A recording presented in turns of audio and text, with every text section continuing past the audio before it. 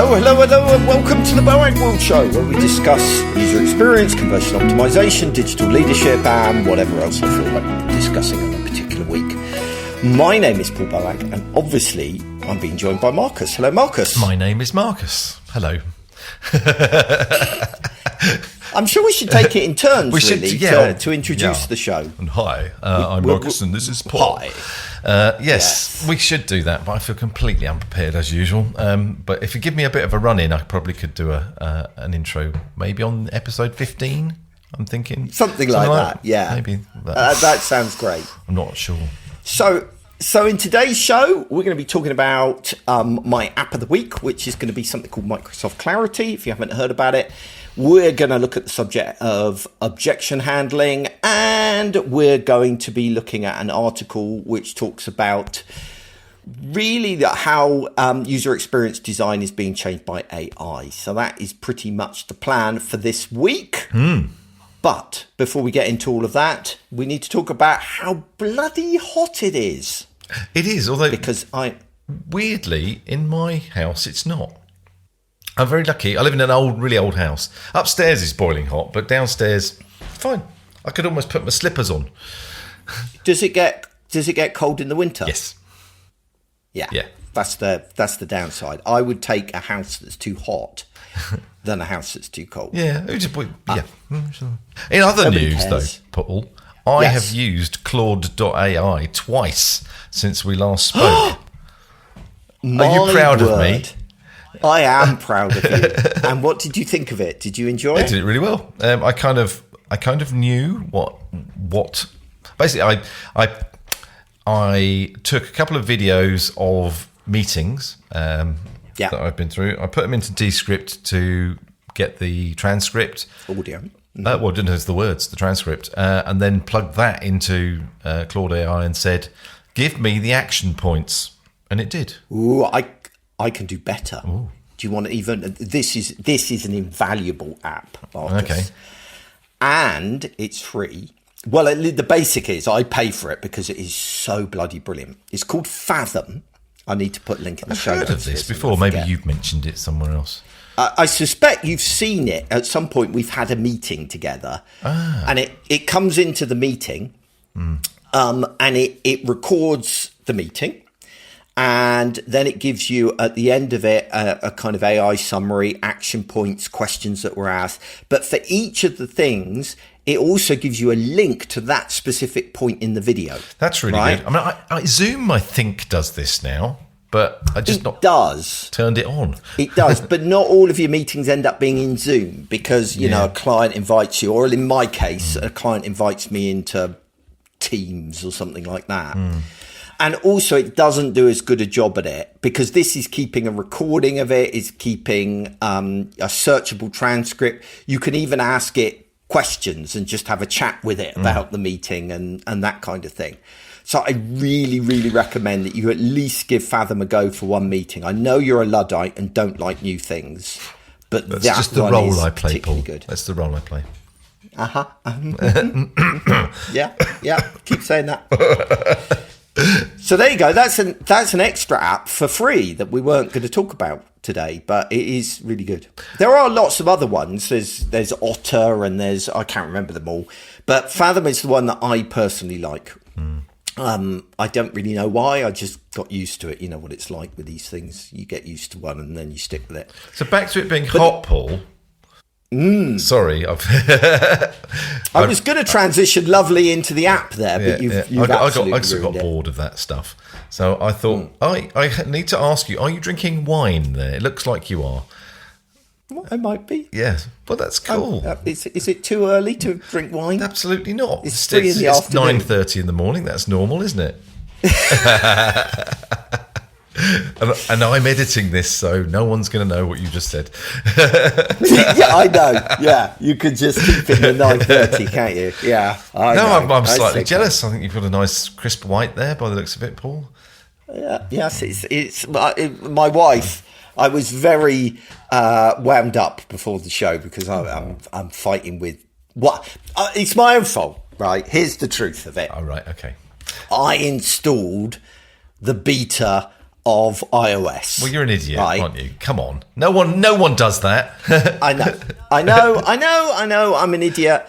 And so it was fine, except for my banking app stopped working.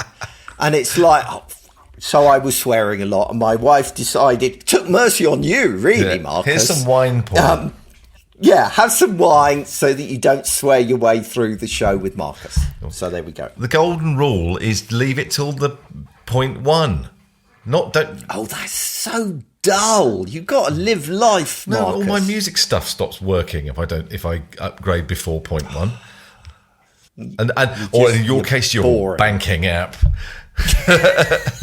Anyway, I regret nothing. Well, yeah, I do regret everything, but on principle in life, I regret quite right nothing. too. I'll shut up now. Go Paul. where angels fear to tread, and all that. We wrote a song called. Can I talk about an app? Yes, now? go on. Is that right?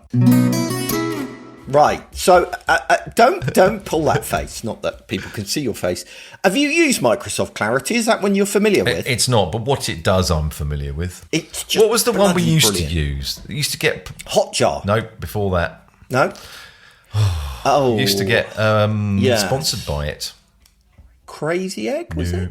No, Full Story. That's it. No? Full Story. Full Story. Yes.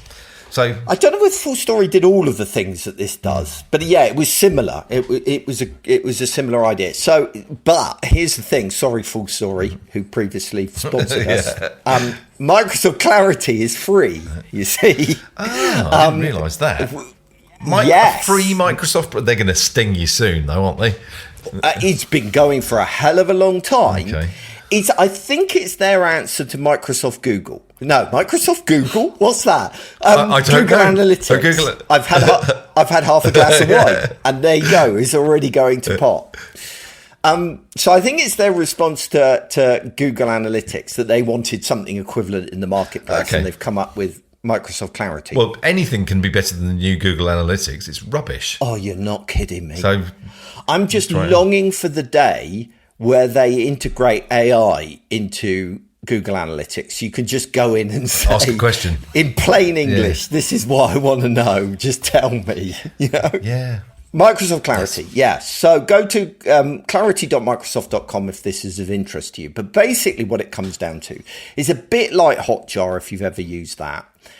So rather than kind of loads of analytics are a bit of a pain in the arse, it's much more designed for the likes of us, you know, where there's specific things we want to know. We want to know how people are using the app, that kind of thing, or website, whatever. So it gives you kind of 4 things that I really like. One is it will give you insights, right? So straight on the homepage, it will tell you things like how many people have done dead clicks. In other words, they've tried to click on something that's not clickable, right? An image, a piece of text or whatever, which is immediately obviously a thing that's useful to know. You know, oh, people are trying to click on that image because they think it'll take them through to the article. Yep. That kind of stuff. That's good. Then it records rage clicks where people lose their shit and start repeatedly clicking aggressively on the page, which is another good thing to know. It also shows excessive scrolling. You know, when you get to that point on a web page where it's like, I can't find what I want, and you just kind of scroll up and down randomly looking for things. So it records that. Okay. It records quick backs, which are a bit like bounces, basically, where somebody goes to a page, then goes, no, that's not it, and goes back. So you know your labeling is wrong. It also records errors and shit like that. So all of those are really good insights to start tracking down where there's a problem. So I use Microsoft Clarity loads when I'm doing conversion rate optimization and I'm trying to improve a website post-launch. So that's really good. Then with any of those, you can create filters. So you can basically say, I want to see anybody who dead clicked or anybody who rage clicked or whatever. And then I can go in and I can look at heat maps to find out what it was that they were dead clicking on, or, you know, that kind of thing. So I can see nice heat maps, great. But I can also watch sessions back. So I can watch the sessions of people doing all of those things, which is just bloody brilliant for kind of diagnosing problems. But I think the thing that I really like about it, and this kind of goes back to Full Story back in the day, that one of the things that made Full Story so interesting is that it records the entire DOM, right? The document object model. So everything that's going on in the browser for the user is being recorded.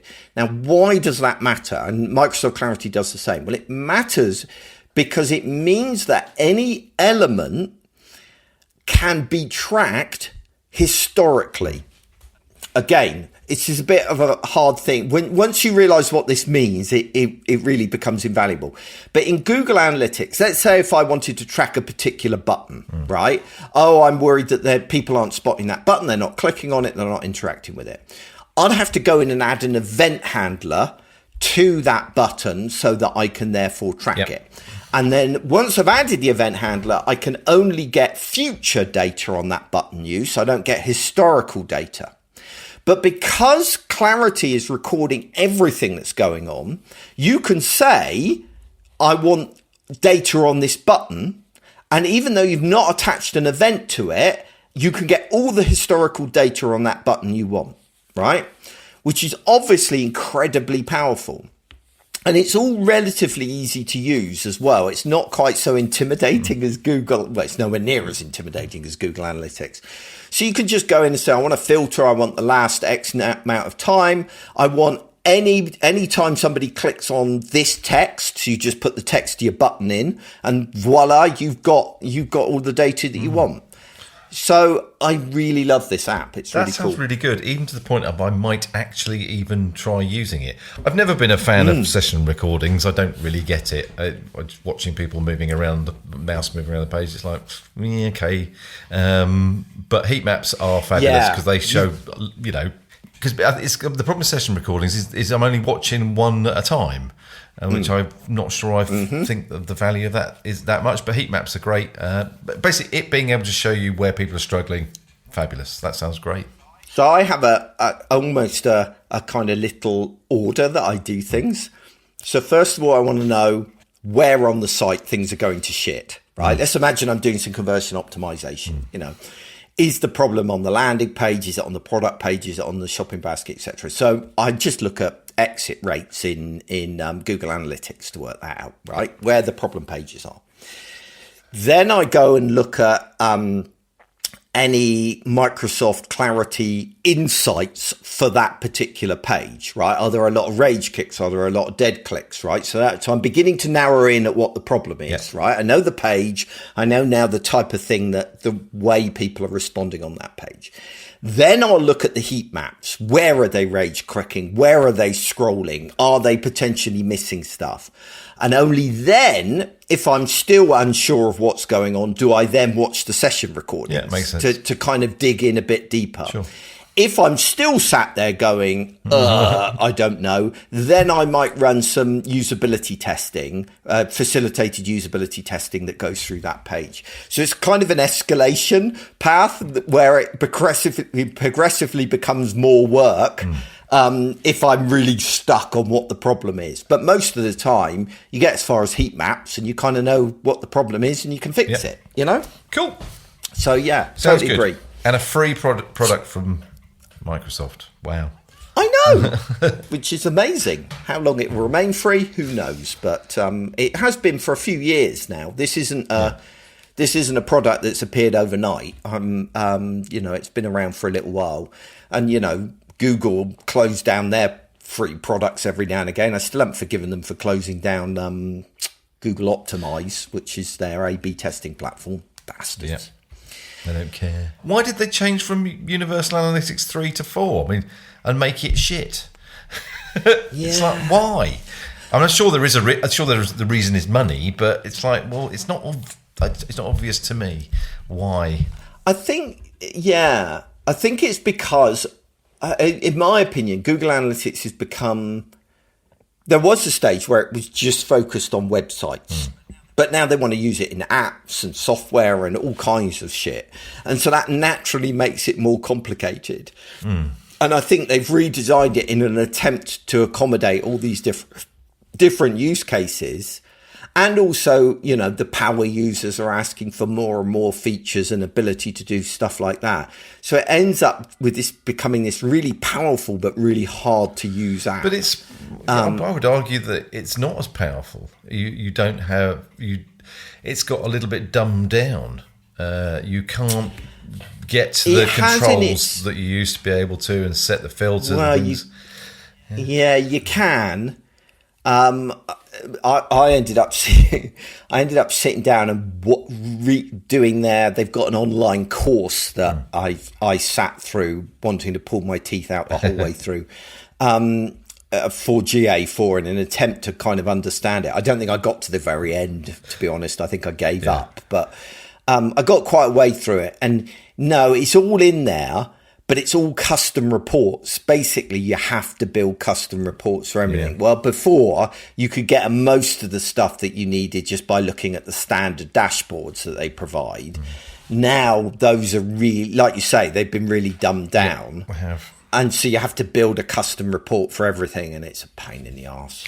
But, we're just old and grumpy, Marcus. That's what it is. I bet Chris loves it. No, Chris hates it. Oh, does he? Yeah. Interesting. Yeah, he's of the same thinking that I am. It's like, well, why change it?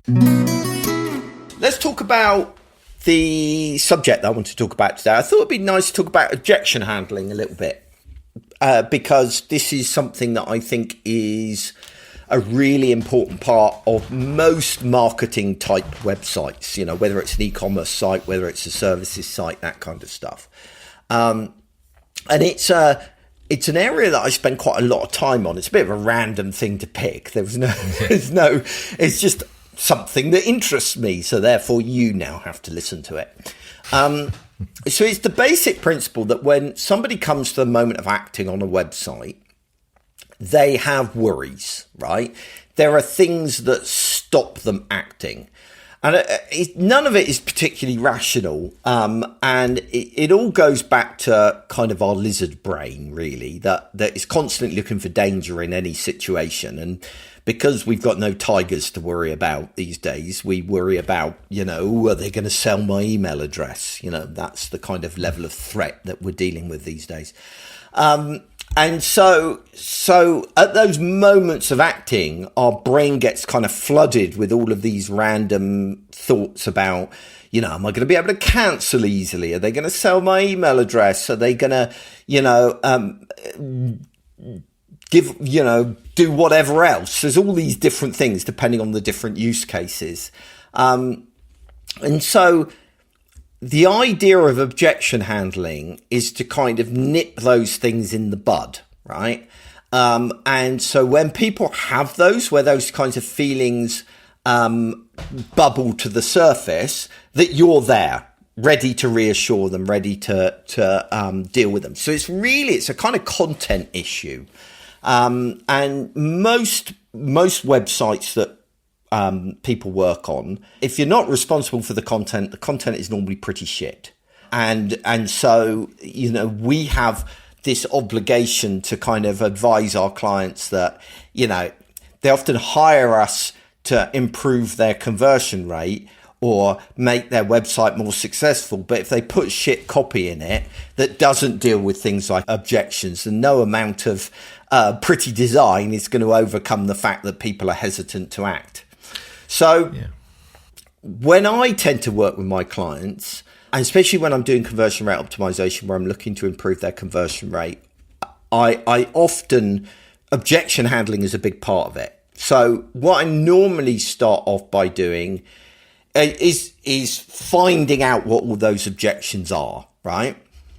And depending on your time and your budget, that can be done in many different ways. Just exhibiting some basic empathy often helps, of saying, well, okay, if I was buying this thing, or I was, I've been working recently on the agency academy that I've got running. And that's a great example of that, where it's like, okay, there's agencies and freelancers that are thinking of signing up to this thing. What would they be worried about? They'd be worried, that maybe, here was a big one, that do I really want to sign up with this thing when all of these people in this group are going to be my competitors, right? They're going to be other agency owners. And And so, you have to address things like that. So a bit of empathy can get you part way there. But also a lot of the time I'll go and speak to customer facing staff. So if I'm working with an organization and they've got like a call center or they've got a sales team or something like that, then going and having a chat with them is usually pretty good, because they deal with these objections all the time. So they know what they are, and they've often got really good responses to them as well, because they've been dealing with them for years, Talking to a sales team is not, it's great in this particular situation, but I've always said that they are top of the list after users to speak to if you can't get to the end user, because they're the people that do actually speak to end users. Yeah. We work with a lot of law firms, and no matter how hard I've tried over the years, I've not ever spoken to one of their clients because they just won't let you. Yeah. And you can't, we try and say, have you got any kind of friendly clients who you can sort of test things out with? Yes. And then when it comes down to it, but not on this thing because it's not important enough for them or whatever. So basically, if you talk to their business development people, you get the answers secondhand, but you get the answers that you want. And that's normally a pretty reliable source, to be fair, because, they're facing these kinds of problems all the time. Exactly. So I totally get it. In other situations, sometimes I look at social media as well. I mean, it depends, but it wouldn't work with law firms because they're not out there bitching about, law companies necessarily. But if you're doing a B2C thing, then sometimes that can work, because people talk about their objections and why they didn't sign up for things and what their worries were and that kind of stuff. I've talked about looking into social media as part of user research for years, and I've never done it. So I need to I'm slapping myself here to say, do that. Because I can even think I've sat in pitches and said, we should be doing this, and then it doesn't happen. So it's good to see it noted here today, because it's a reminder. Yeah, I mean, it is better for B2C than it is to B2B. But like you guys do, as do I, a lot of universities. And, that's a great example of where you want to look at that kind of thing. And in their cases, especially these review sites, where they do review my tutor and that kind of thing, or review my university, all kinds of bitching and moaning that goes on in there that are objections, basically. Yeah. Then obviously you can do direct engagement, like you talked about interviewing lawyers, but I do a lot of surveying as well. But even sometimes, as you say, surveying can be quite tough to get access to the right people. I do often there are some great recruitment tools out there now that will do a lot of this recruitment for you. So, for example, when I run surveys, I often use a tool called Pollfish, which will say, I want these kinds of people. And you can even set screener questions. You could have a screener question like, you've hired a law firm in the last 12 months, for example. Yeah. So I often run surveys through things like, it costs a little bit. It costs about $1 to $2 per survey response. But that's, not terrible, is it, by any means? So, that's worth doing. The other thing I will do a lot of when it comes to objections, and this is probably my favorite technique when I'm working on landing pages, is that I'll run an exit intent survey. So as people go to leave the landing page, and I think I do this on the Academy website actually, I will say, before you go, it would just be great to know why. Why didn't you buy today? Why didn't you act today? And because that helps me build up a picture of, how do I need to adapt and change? So gathering that kind of list of objections is really worthwhile, because it really shows you how to tailor the experience to better suit it. And one of the problems that you can get is that you get this list of objections back and you look through it and you think that they're unfair objections, right? And you're like, no, that shouldn't stop you. But it's really important to remember that it's not about whether it's fair or not. It's the perception, right? So a great example of this, of that actually is this podcast coming back, right? So, and I said this in episode 1, that a lot of people with their mental model of the Boagworld Show is stuck in 2010. So they think, that's not relevant to me anymore because, I don't do what I did in 2010. But of course, we've moved on. But just because that objection isn't fair because we do, talk about all the latest things, doesn't mean it doesn't need dealing with, because that's what people are thinking. So it's really important to remember that. So once I've got my list of objections, what I normally do is craft what I call objection handling statements, right? So to be clear, first of all, these aren't going to end up in an FAQ section, because nobody ever bloody looks at FAQ sections. I hate FAQ sections with a passion. It's like, what is your website if it's not frequently asked questions? The whole website is your FAQs. The idea of having a separate place to dump all this is lazy. Anyway, that said. So what I'm doing is writing short objection handling statements. So, for example, wondering about our quality, our products are backed with the 30-day satisfaction guarantee. Concerned about our shipping costs, orders over $50 are free. Worried about privacy, we never share your information without consent, right? Mm-hmm. And you could even drop the first part of each of those. You could just say our products are backed by a 30-day satisfaction guarantee, or orders over $50 are shipped free, or we never share your information without consent. Right. So these little short sentences that you can then integrate alongside, the kind of rest of your copy and your calls to action and that kind of stuff. And I know a lot of people worry about planting these ideas in people's heads. Right. Well, if I say worry about quality, am I going to basically be setting myself up for people to think, their quality is shoddy? And actually, bizarrely, McDonald's is a really good example of dealing with this, right? We've all heard the rumors about chicken nuggets and what's in chicken nuggets, right?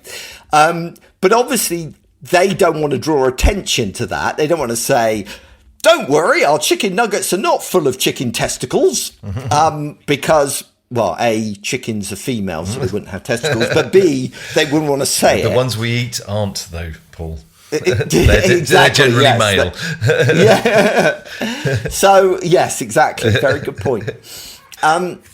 So instead, what they do on their website is they say, they don't mention the rumors. They just make a really big point of saying all of our chicken nuggets are made with chicken breast, right? 100% chicken breast, it says on their website. Molded together, squashed together in a machine. Oh, yeah, they're still disgusting. But, don't get me wrong. But, it's doing their part to address that kind of problem. So you can reframe these objections positively. So instead of saying something like worried about security, you can just say your bank is protected. Your data is protected by bank level encryption, right? Which, doesn't kind of focus on the problem, but focuses on what would address the problem. And this is the important bit, is you've got to integrate these statements into the website. And the most important bit here is timing, right? So you want to add these objections at the moment that they occur, which is why they can't just be in a FAQ section. So, for example, when I come to the payment form where I'm going to enter in my credit card details, that's the moment I care about security, right? So that's the moment where you need to say, your data is protected by bank level encryption. Equally, when I'm entering my email address, that's the moment when you want to say, we never share your information without your consent, right? So it's really important to pick the right moments to kind of present this information right alongside those calls to action. So, yeah, that's the kind of approach you use. I mean, obviously, as with everything, you should be gathering feedback, you should be testing, you should be refining these things. But that idea of find your audience's objections, write objection statements for each, and integrate them into the site at the moment that people have those objections is a really good way to go. The reason that I chose objection handling as my topic for this week is because I have literally just written about it and I'm lazy and I reuse stuff in a course that I'm running about landing pages in particular. It's a free email course that you can sign up for. If that sounds interesting and you want to learn more about how to create compelling landing pages, especially if you're a digital marketer or you work on those kinds of pages, then go to boag.world/landing, and you can sign up for that for free. So there you go. That is objection handling. Does that meet with your approval, Marcus? That's Paul's take on objection handling. No, I agree with all of that. I made him smile. It's brilliant. What does that mean? I feel like something bad is coming now. No, not at all. The only thing I would add to that, I mean, I think that going back to the first thing you were saying is this is a copy thing. It's about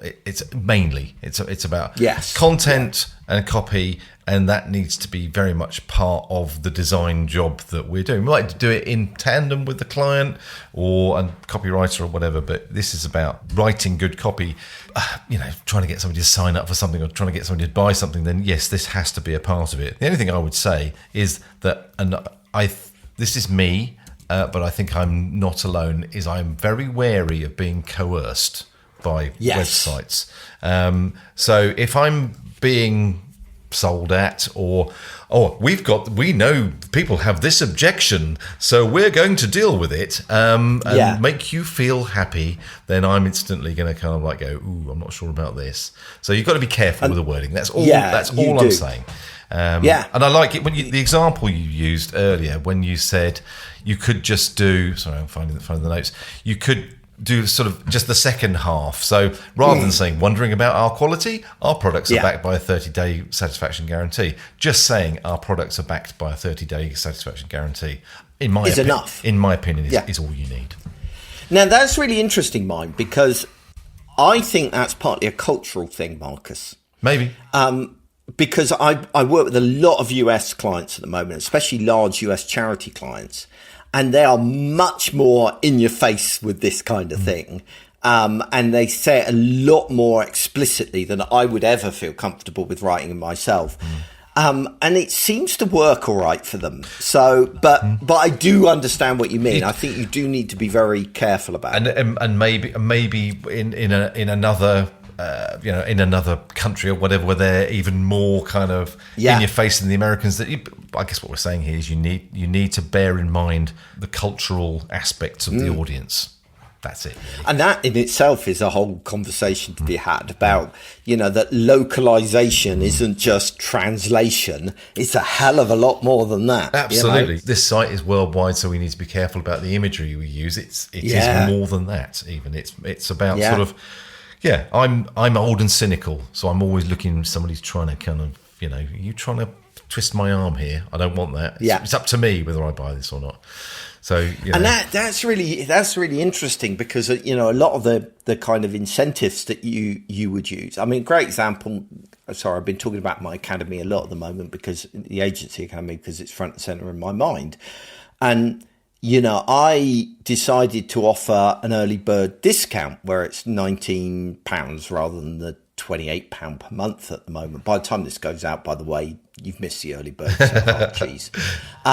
But I did that. My motivation for doing that was because I knew I was going to be a bit ropey to begin with until I found my feet and got going. And I felt that, I shouldn't charge the people that originally sign up full price. But now I've just sent an email out saying, just to let you know that the early bird is coming to an end. And there are some people that have taken that as, oh, you're pressuring me into buying. And so this goes back to the thing about perception. It's not what your intentions were or even what the reality is. It's how people see it that's the problem. So I came across a good article this week that I wanted to mention. It's about the role of AI in user experience design. You can read it for yourself at boag.world/003, which is the episode number -1.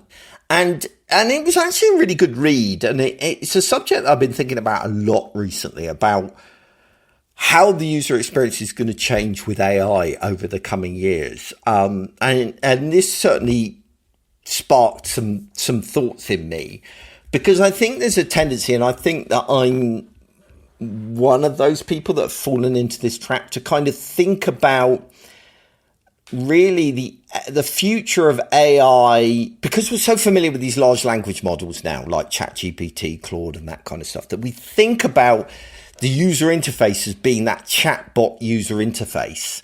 And so that kind of skews maybe the way that we see it. And so this article, and also a conversation I had with one of the people that I coach, really kind of made me realize that it can be so much more than that. So you could do things like you could have dynamic navigation, for example, where, as you drill down through, say, products in categories, that those categories could start to be generated dynamically based on the things that people were looking at, or even that you could learn maybe a bit about people's mental models, depending, if it's an app, for example, where people are using it regularly, and you can structure stuff around that. And certainly with search, you could see how on-site search, how AI could be much, much more powerful. But then there were things like personalized experience. So, for example, if somebody had been referred from a particular site, let's say, for example, you go and check out, I don't know, the Agency Academy that I've mentioned here, and you've come because of the podcast and you followed a link from the podcast. Well, that could enable me to dynamically alter the content to reference the podcast and be back, based on that. And then there's things like intelligent A/B testing, where instead of me setting every variation that we're going to test, we just let AI loose to see, and let it test lots of different variations. Then, of course, there's the opportunity for using AI with things like accessibility, which we're already beginning to see, where things like, for example, alt attributes on imagery is being dynamically generated rather than being generated manually every time. That's one job that AI would do better than humans. Yeah, exactly. Yeah. Because they won't keyword stuff it for a start, for social media purposes. But anyway, I mean, even we had that conversation, didn't we, when we were talking about this podcast and bringing it back, about whether we needed to produce transcripts or not. Yeah. And the kind of conclusion we came to, well, there isn't a lot of point in some ways, because now you can get these transcripts that are automatically generated in whatever tool you fancy using. So, there's that.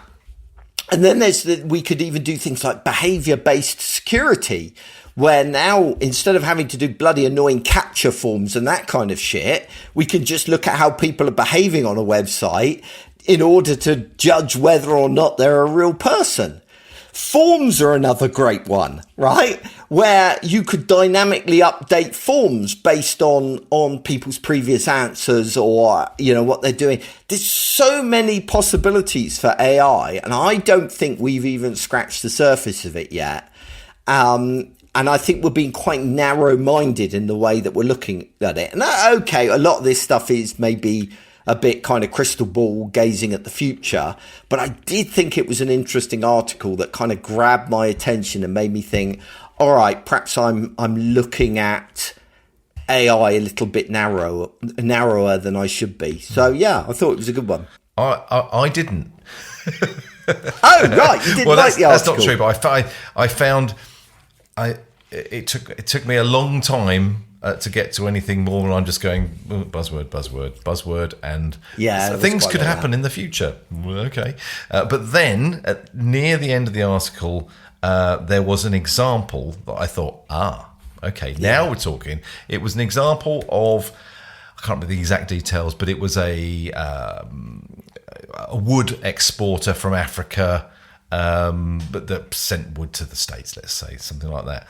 And they were talking about the idea of the software basically pulling in market data and weather data and possibly something else as well that could be fed into the stock requirements. And I'm like, well, now that is fantastic. But I mean, a person could do that. But then I suppose they might not do it as well. They might not be able to see certainly the meteorological model that AI could deal with. And I'm like, okay, yeah, that's a really good example. I was waiting for the example and thinking it's not going to be one, and then there was a really good one. So it's all right, fair enough. It just took too long to get there. I do know what you mean. Yeah. It was a little bit that way inclined. Yeah. I think it was more, instead of the article itself, it's what it sparked in me, if that makes sense. Yeah. So the very last thing I want to do before we enjoy your joke is I do want to enjoy or endure?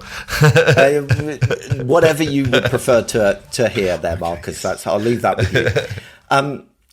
One of the things I want to encourage is people to send in questions. And you can drop me an email anytime with a question at paul@boagworld.com, and we'll try to include it on the show. But obviously, what people don't know is we haven't yet launched the show. We're pre-recording these, so I've been looking elsewhere. So in the Agency Academy, Paul Edwards asked a good question that I thought might be worth answering, which is, what are the most useful content assets for gaining and generating new business as an agency, right?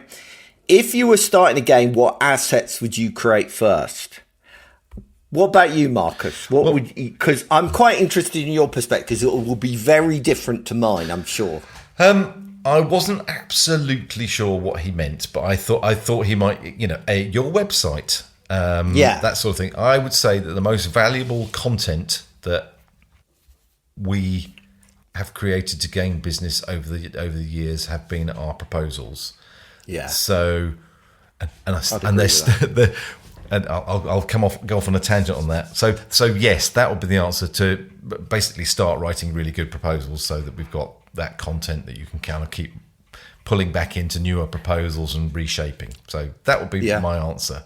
But I agree. But I have never, I've talked about it many times, I've never kind of formalized it and categorized the content. It's just all in here somewhere. And that one I did 5 years ago. Well, that would work, But last week we had our first employee ownership trust board meeting. Oh yeah, how did it go? Was it good? Yeah, really good. We talked about all sorts of things, but one of the things that we need to consider is mine and Chris's succession. Sort of, we're not going to be around forever. That's the whole point of, well, not the whole point. One of the main points. There were 2 points of doing it, and one of them was so that Headscape can carry on without us. So we need to ensure that we've got our house in order, and we started doing it with other documentation policies, all that kind of thing, the grown-up stuff. But that question made me think, okay, yes. So I'm saying that our proposal documents are the most valuable content that we've created in gaining new work, but it's all a bit of a mishmash at the moment. So yes, it was a bit of a slap around the face, really. I know, it's depressing, isn't it? I think it's different for me because I don't do invitations to tender like you guys do, because it's just me. It's it doesn't tend to end well with me. And also, to be frank, I don't think I write as good proposals as you do. Is the other aspect of it. So for me, I think it's really my email list is my number one most valuable asset. And I've spent,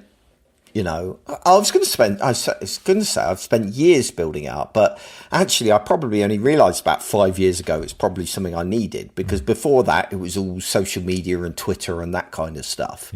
And then Twitter kind of started imploding, and I suddenly thought, shit, if people aren't using this, how am I going to reach my audience? So that's where I started the newsletter, boagworld.com/subscribe. Delete. Yeah, so that became really quite an important asset to me in terms of keeping in contact with prospective clients. And I guess what goes hand in hand with that is the landing pages that get people onto the mailing list. And I've got dozens and dozens of those in various forms for various things.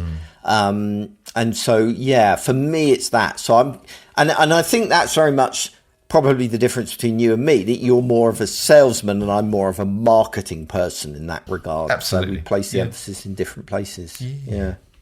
Interesting. Anyway, if you are curious about the Agency Academy, as I seem to keep mentioning it, you can go check it out for yourself if you are an agency owner or a freelancer at boag.world/academy. Might be useful to you. Also, if you're interested in the show notes to get the articles we've talked about or the apps that we've discussed, then you can find out about those by going to boag.world/003. But I guess we end with Marcus's joke. I hope it. The last couple have been a bit too good, Marcus. You need to do worse. You've got to have things come in threes, so I think this is a good one. You may not. Oh, right. This is from Daryl Snow, who of the old show, probably. Oh, really? He's still giving you jokes. Well, he's on the Slack channel, and he pops up every now and then with a joke. I like his sense of humour.